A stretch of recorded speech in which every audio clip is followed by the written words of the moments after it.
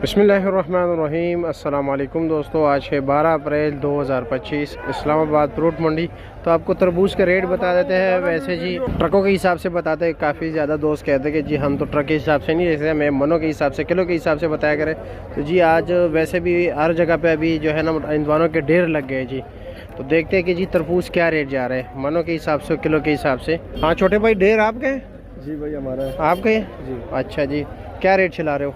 Rate चला रहे भाई 2200 रुपये, 2100। चांदी पर या मिक्स?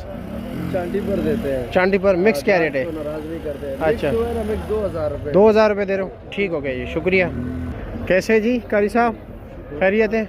वो छोटा माल निकाला है, वो ये दरमियान में जो है 1500-1400 रुपये मन, इसी का छोटा है ना? और ये क्या रेट है?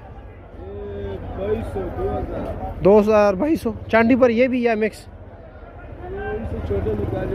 निकाला है बस, ये सारा 2200, 2100, 2000 तक दे रहे हो, ठीक है जी, शुक्रिया आपका।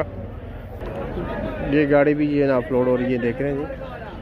अभी यहाँ पर जो मन चल रहा है इस वक्त जी, चांदी कर रहे हैं कुछ इस तरफ कुछ उस तरफ, ठीक है। उस साइड वाले 2000, इस साइड वाले जी 1800 रुपये दे रहे हैं। 2200 बता रहे हैं लेकिन 2000 का दे देते हैं।